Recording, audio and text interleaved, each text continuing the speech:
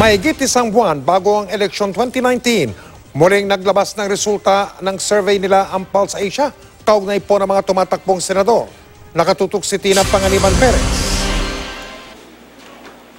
Base sa pinakahuling survey ng Pulse Asia, 16 sa 62 kandidato sa pagkasenador ang may statistical chance na manalo. Nangunguna pa rin si Grace Poe at nasa pangalawa si Cynthia Villar, na sinundan ni Sunny Angara, Bongo, Pia Cayetano, Lito Lapid, Nancy Binay, Ronald De La Rosa, Bong Revilla, Amy Marcos, Francis Tolentino, Jinggoy Estrada, Bam Aquino, Coco Pimentel, Sergio Osmeña at Mar Rojas. Pumasok sa may tsansang manalo sina Aquino na nasa ika-13 hanggang ika-17 pwesto noong Pebrero at Osmeña na umakyat mula sa ika-15 hanggang ika-18 pwesto. Sinundan sila nina Ejercito, Enrile, Mangudadatu, Manicad, Ong, Colmenares, Gadon, Aguilar, Escudero, Tañada, Makalintal, Gutok, Jokno, Alejano, Padilla, Arellano, Montaño, Mangundato, Chong,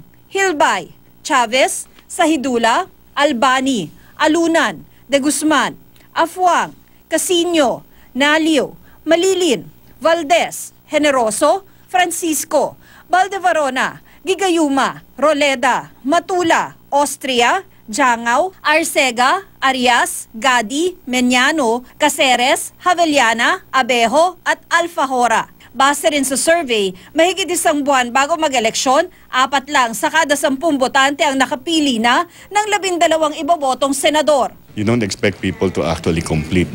Nangyayari dyan, ang una nilang hinahanap sa balota ay yung makakilala nila yung pangalan, yung recall. Sa parehong survey, sinabi rin ng respondents na posibleng dumami pa ang mga mapipili nilang kandidato sa mga susunod na araw. Importante dyan, doon sa mga mas mababa awareness na ipagpatuloy nila yung kanilang kampanya.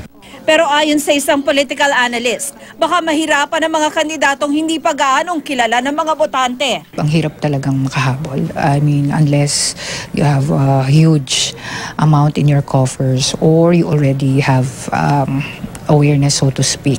Pero bakit nga ba di pa nakukumpleto ng mga botante ang 12 iboboto nilang senador? Tina Panganiban Perez, Nakatutok, 24 Oras.